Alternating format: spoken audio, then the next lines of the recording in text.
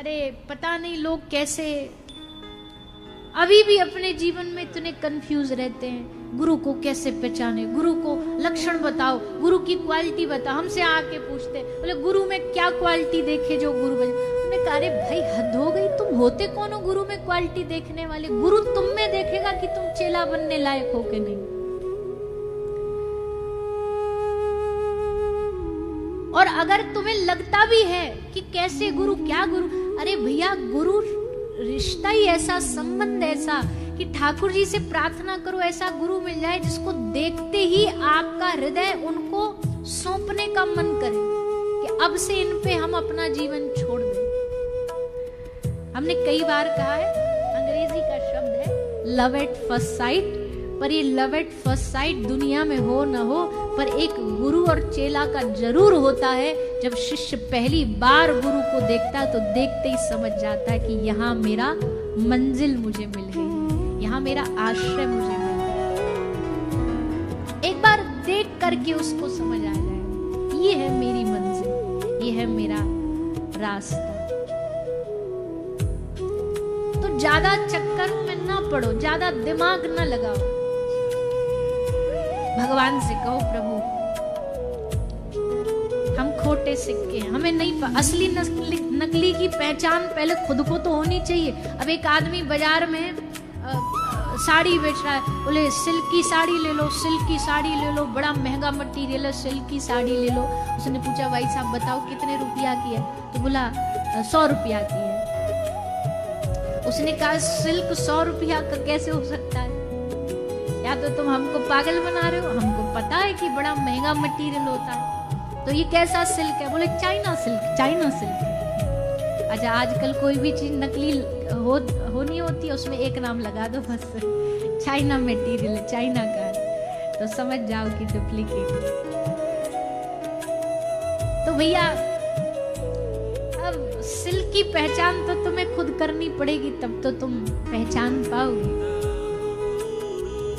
असली नकली की पहचान स्वयं जब अपने भीतर आ जाएगी ना, तो फिर अपने आप हमारे सामने चीजें उपस्थित हो जाएंगी। इसलिए ऐसा सद्गुरु, अभी गुरु पूर्णिमा आ रही है तो हमें और ज्यादा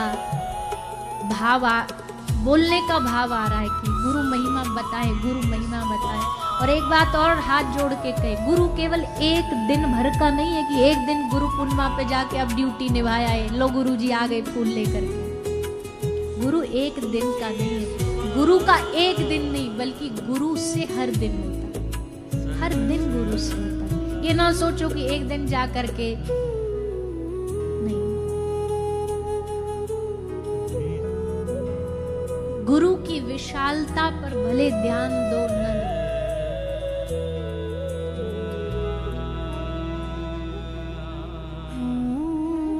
शिष्य कितने हैं इनके, आश्रम कितने हैं इनके, जमीन कितने एकड़ में है, ये गुरु के लक्षण थोड़ी है। गुरु के पास भूमि नहीं देखो, भूमिका देखो। उनकी विशालता, हृदय की विशालता देखो, भक्ति की विशालता देखो। और हाँ एक बात और कह रही, गुरु कभी आपको विकलांग नहीं बनाता। विकलांग मतलब कई बार ऐसा देखने को मिलता है कि गुरु ने कहा उसके पास न जाओ, उसकी सत्संग को ना श्रवण करो, ये ना करो, वो ना करो। कुछ नियम जरूर देगा कि जीवन में सात्विकता रखो, लेकिन उड़ने को पंख भी देगा। उड़ने को पंख, बंधन में बांध के नहीं रखेगा। आप जिससे प्रेम करो और कहो कि उसको मैं बंधन में बांधू, तो प्रेम नहीं है। संसार के प्रेम में और भगवदीय प्रेम में यही फर्क होता है। संसारी प्रेम किसे कहता है? जब वो तोते को पिंजड़े में कैद कर लेता और कहता है ये हमारा प्रेम है, हम इससे बहुत प्रेम करते क्योंकि हमने इसको प्यार करके घर में रख लिया। पर भगवत प्रेम क्या है? उसको खुला आकाश दिया कि जा तू विहार कर, तू उड़, पंख काट दे, उड़ान जो बंद कर दे, वो प्रेमी नहीं हो सकता। गुरु विकलांग नहीं बनाता, गुरु पंख देता है। भले भरे पूरे आसमान में उड़ने का साहस देता। एक बहुत प्रिय हमको एक दृष्टांत है कि एक बार कहीं एक महाराज कथा कर रहे थे, तो कथा करते करते वो कथा में बोले, भैया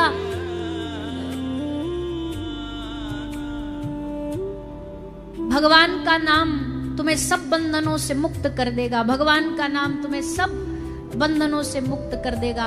बार बार यही बात वो कथा में बोलते थे। एक व्यक्ति ने बात गांठ बांध ली।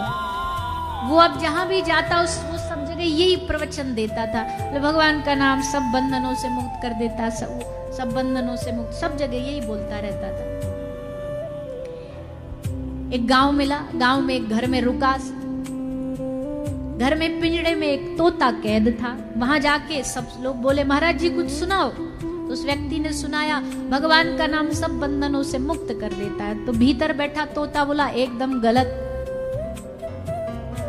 बोले क्यों?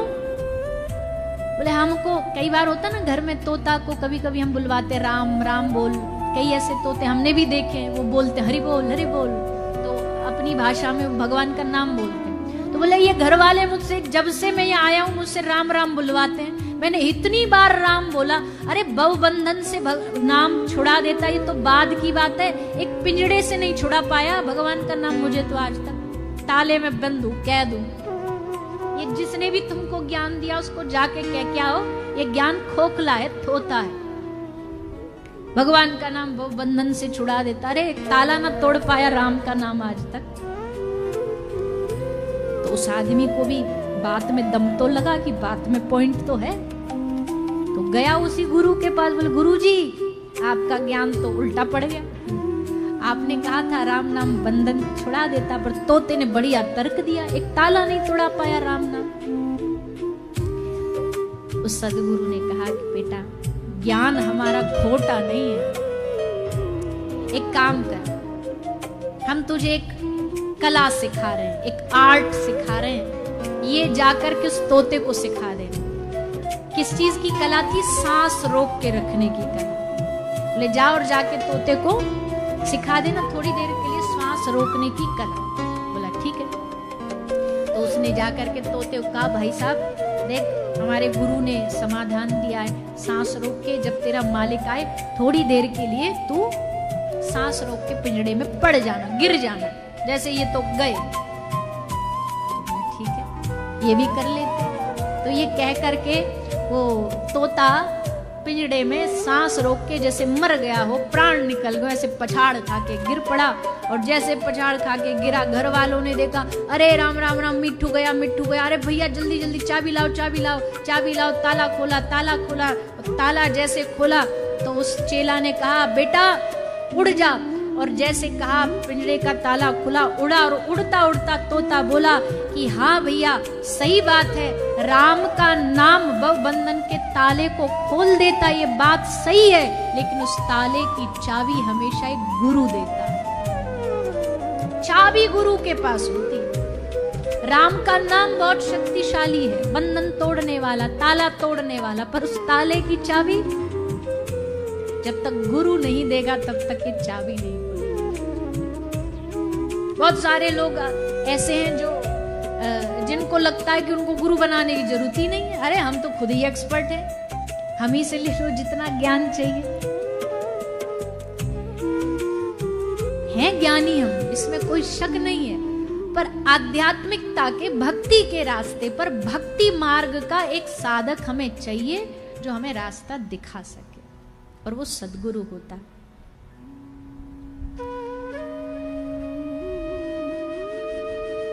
तो श्री सुखदेव गोस्वामी गुरु के रूप में राजा परीक्षित को जीवन में मिले, और जब मिले तो राजा परीक्षित ने एक क्षण भर की देर नहीं लगाई, चरण पकड़ लिए, बोले गुरुजी अब आप ही हमारा कल्याण कर सकते हो, आप ही हम पर कृपा करो। श्री सुखदेव जी ने राजा परीक्षित को भगवत कथा सुनाना आरंभ किया, भागवत सुनाना आरंभ किया। आगे सृष्टि प्रकरण सुनाया, सृष्टि की रचना सुनाई। इस सृष्टि में अलग अलग भगवान ने सब प्रकार के रंग भरे हैं, सब प्रकार के लोग बनाए हैं, मुंडे मुंडे मतिर भिन्ना भैया ये सृष्टि रंग बिरंगी है। यहाँ आप अगर 5-10 हजार लोग भी बैठे हो गए ना, तो 5-10 हजार में 5-10 हजार प्रकार की सबकी अलग अलग विचारधाराएं होंगी। घर में 4 आदमी भी होते तो चारों की विचारधाराएं अलग अलग होती हैं। और इस संसार में ये बात भी सही है, कोई गलत और कोई सही होता ही नहीं है। सबकी अपनी अपनी दृष्टिकोण है। एक ही चीज किसी के लिए सही है, वही चीज दूसरे के लिए गलत है। एक व्यक्ति किसी के लिए सही है, वही व्यक्ति दूसरे के लिए गलत है। तो संसार में गलत और सही जो होता है, इसका प्रमाण कोई नहीं दे सकता। ये प्रमाण सबकी अपनी अपनी व्याख्याएं हैं सही और गलत की।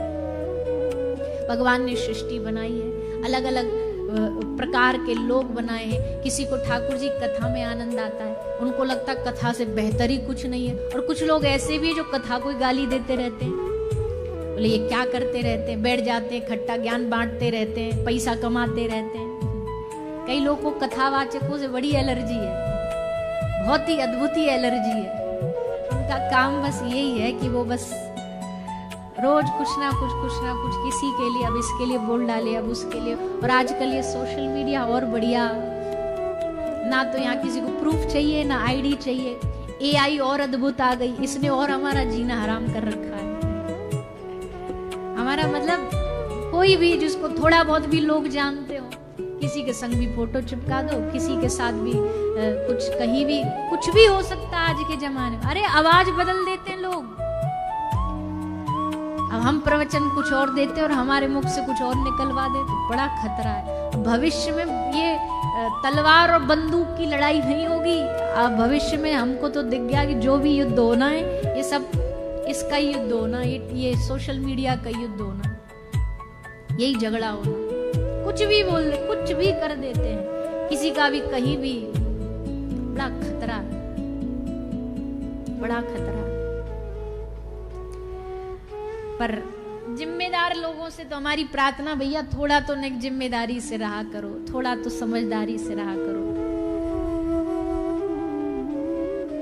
किसी की प्रशंसा नहीं कर सके मत करो, पर किसी की निंदा करके अच्छे अच्छे साधुओं को नहीं छोड़ते, अच्छे अच्छे महात्माओं को नहीं छोड़ते। और बोलने में कोई टैक्स थोड़ी लगता है, बोलने में पैसा थोड़ी लग रहा है। बस एक क्लिक किया और फटाक से कर दिया पोस्ट। समझदार बनिए, जिम्मेदार बनिए। कम से कम साधुओं के लिए, संत महापुरुषों के लिए तो विशेष जिम्मेदार बनिए। आपकी एक शब्द, एक साधु का अपमान, ठाकुर जी दुनिया में सब कुछ सहन कर सकते, पर अपने किसी भक्त और साधु का अपमान ठाकुर जी कभी सहन नहीं कर सकते, कभी नहीं। अश कही चला विभीषण जब ही, आयुहीन भय सब तब ही। वो स्वामी जी कहते हैं, जा दिन विभीषण का अपमान करके उसको वहां से निकाला गया, घर से भगाया गया, उसी दिन सारे की सारे लंकावासी आयुहीन हो गए थे। उसी दिन रावण का अंत हो गया था। ठाकुर जी ने कहा तू भक्त का अपमान करेगा। महाराज अम्बरीश का अपमान किया तो दुर्वासा ऋषि के पीछे ठाकुर जी ने अपना सुदर्शन छोड़ दिया कि छोड़ना नहीं इसको, जहां जाए इसके पीछे पीछे इसको। यही दुर्वासा ऋषि ठाकुर जी के वक्ष स्थल में आकर के इन्होंने लात मारी तो ठाकुर जी ने पांव पकड़ लिए थे कि मुझसे क्या भूल हो गई प्रभु, जो आप मुझे माफ करो, क्षमा करो। भगवान का अपमान किया तो ठाकुर जी को फर्क ना पड़ा, पर अम्बरीश महाराज का किया, सुदर्शन चक्र छोड़ दिया। इसलिए संतों का अपमान, भक्तों का अपमान, किसी के माथे के तिलक का अपमान, किसी की कंठी का अपमान, राह चलते कहीं भी कमेंट डाल दिया, अरे ये तो कंठी चंदन वाले ये सब ढोंगी होते हैं, तो भैया तू बन जा ढोंगी। संसार में फैशन के नाम पे तुम क्या नहीं कर रहे आजकल, क्या नहीं करते फैशन के नाम पे। एक कोई सिनेमा का सेलिब्रिटी आ जाए फटा जीन्स पहन करके, देखो सबरी यंग जनरेशन लग जाती है वही कॉपी करने में। एक कोई आ जाए नई हेयर स्टाइल आड़ी टेढ़ी बना के, सब उसकी कॉपी मारने लग जाते हैं, तब तो कोई नहीं बोलता कि ढोंगी है कि फलाने है। कंठी चंदन देखा नहीं कि ज्ञान चालू हो जाता है, ज्ञान देने लग जाते हैं। और इसमें बेचारे जो अभी अभी नए नए भगत बने ना, मतलब नए नए रास्ते पे आए, वो अच्छे पक्के साधक तो उनको कोई फर्क नहीं पड़ता, पर जो नए नए वाले वो ने थोड़ा घबरा जाते, अरे नहीं नहीं नहीं सही तो कह रहा, भक्ति तो दिल में होती है। चलो हटा दिया माथे का तिलक, कंठी हटा दी। बोले ऑफिस में बड़े लोग चिढ़ाते हैं, ऐसे करते हैं, बेचारे हट जाते हैं इस रास्ते से घबरा करके। नहीं भैया, ये पहचान है हमारी। माथे का तिलक, गले की कंठी, भैया ये बल देता है हमें, ये हमारा भगवान के होने का, हमारे संग होने का प्रतीक है। जो यहाँ लगा के आते हैं वो तो हम प्रणाम करते हैं उनको, पर जो नहीं भी लगा के आ रहे हैं ना, आप सब कोशिश करो, अपने घर से आओ तो तिलक लगा करके आओ। जिस गुरु की संप्रदाय में आप हो उसका तिलक लगा के आओ, नहीं हो तो कुछ भी रोली चंदन थोड़ा कुछ तो लगा के आओ। हम पंजाब में बैठे, कोई भी भाई हमें पाग लगाए दिखता है तो समझ आ जाए, अच्छा, हम देख करके उसको हाथ जोड़ के कहते सत श्री अकाल, मतलब समझ गए ना। तो वैसे ही हमारे गले की कंठी, हमारे माथे का तिलक हम क्यों छोड़ें? किसकी शर्म से छोड़ें, किसकी लाज से छोड़ें? अरे कहीं जाओ, कहीं घर में रहो, बाहर जाओ, ऑफिस जाओ, तिलक लगा के जाओ, कंठी धारण करके जाओ। संकोच नहीं करो, शर्माओ नहीं। धर्म आप नहीं संभालोगे तो कौन संभालेगा? क्या पाकिस्तान वाले संभालेंगे? हम हैं, हमारा धर्म, हमारा जन्म हुआ है भारत में, हम है सनातनी, हमको ठाकुर जी ने मौका दिया, अवसर दिया है। हम नहीं करेंगे तो कौन करेगा? हम बच्चों को नहीं सिखाएंगे तो कौन सिखाएगा? तो हम चाहते हैं हमारी इस बात का कुछ असर हो। अच्छी तो सब बातें लगती हैं, हाँ हाँ हाँ सब कर ही देते हैं, पर असर तब होगा जब हमें कल, आज के मुकाबले कल तिलक वाले ज्यादा दिखेंगे यहाँ पे। तब हम समझ जाएंगे हाँ, बात बस फ्लैट नहीं गई, ऊपर से अंदर तक गई है। सुना है आपने और उसको जिया।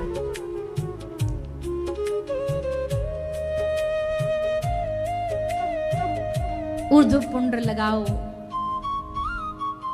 वैष्णव हो तो, त्रिपुंड लगाओ शैव्य हो तो, जो भी शैव्य है रुद्राक्ष धारण करो, वैष्णव परंपरा में है तो तुलसी धारण करो।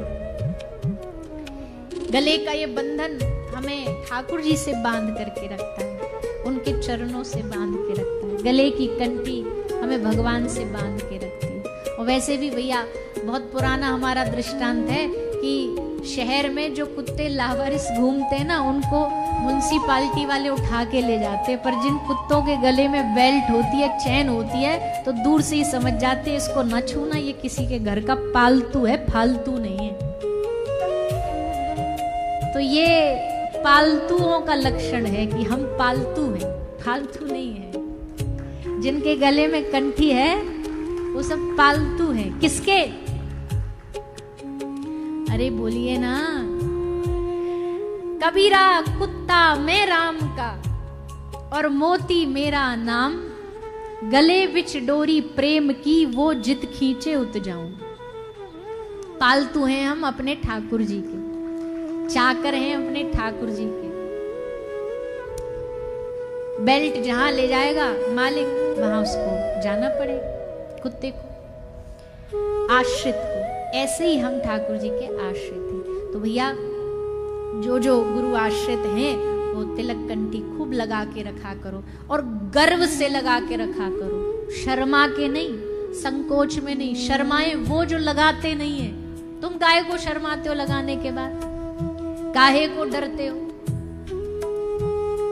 प्रमाण पत्र होता है ना, आधार कार्ड, बिना आधार कार्ड के कुछ नहीं मिलता। कोई भी काम हो आपको दिखानी पड़ेगी अपनी आइडेंटिटी, ये है हम। वैसे ही भगवान के दरबार में भी अपनी आइडेंटिटी दिखानी पड़ेगी, और वहां ये आधार कार्ड नहीं चलता, वहां ये पहचान पत्र चलता है कि तुम किस गुरु के आश्रित हो। तो सब धारण करके रखा करो, अच्छा लगता है, बढ़िया लगता। कथा में कोई आता ना चंदन लगा के, हमें बड़ी प्रसन्नता होती है। कोई माला लेके आ जाए, अपनी माला करता करता कथा सुने, हमें लगता है देखो क्या बढ़िया है, एक पंथ दो काज, सुन भी रहे हैं और संग संग सुनते सुनते कमाई भी कर रहे हैं, अपना नाम जाप कर रहे हैं। तो ये सब चीजें कथा के सुनने के बाद जीवन में आनी चाहिए, तभी लाभ है। तो ठाकुर जी ने अनेक प्रकार की सृष्टि बनाई है, अलग अलग प्रकार के लोग बनाए हैं, सृष्टि का निर्माण किया, सृष्टि बनी। भगवान ने विराट रूप धारण करके सृष्टि का निर्माण किया। माता पृथ्वी को समुद्र से निकाल करके लाए, समुद्र से पृथ्वी आई। उससे पहले ही माता पृथ्वी ने देखा कि एक बड़ा सुंदर वन सजा हुआ है, वनस्पतियां लगी हैं, नदियां बह रही हैं। माता पृथ्वी को लगा ये कौन सी जगह है? पृथ्वी के आने से पहले ही अगर वहां वास है किसी स्थान पर, तो ये कौन सी जगह? तो श्री ठाकुर जी ने बताया माता पृथ्वी को, देवी एक ऐसी भूमि है जो प्रलय में भी नष्ट नहीं होती। महाप्रलय आ गया, सब नष्ट हो जाएगा, पर ये भूमि नष्ट नहीं होती। और वो भूमि कौन सी है? ठाकुर जी बोले, देवी ये हमारा श्री वृंदावन धाम है जो कभी नष्ट नहीं होता। देखो, संसार के रोगियों के लिए औषधि काम आती है, पर जो भगवान के प्रेमी होते हैं ना, भगवान के जो प्रेम के रोगी होते हैं, उनके लिए एक ही दवाई है। क्या दवाई है? उसने नस देखी और हमें बीमार लिख दिया। वाह वाह तो करो, और जोर से करो, वाह वाह वाह वाह। उसने नस देखा हमें और बीमार लिख दिया, रोग हमने पूछा तो वृंदावन से प्यार लिख दिया। अभी रुक जाओ, अभी पूरा नहीं हुआ, थमो, पहले पूरा सुनो फिर ताली बजाना। रोग हमने पूछा, उसने नस देखी और हमें बीमार लिख दिया। रोग हमसे पूछा तो वृंदावन से प्यार लिख दिया। कर्जदार रहेंगे हम उस वैद्य के जिंदगी भर, जिसने औषधि में, दवाई में हमारे श्री कृष्ण का नाम लिख दिया। बीमारी है वृंदावन से प्रेम, और दवाई क्या है? राधा नाम। दवाई क्या है? कृष्ण नाम। इसलिए हम तो बार बार कहते, भैया वृंदावन वृंदावन नहीं है, ये एक प्रकार का रोगियों से भरा हुआ एक समूह है, प्रेम के रोगियों का। दवाई केवल श्री राधा नाम। तू ले ले राधा नाम, तेरा जीवन तर जाएगा।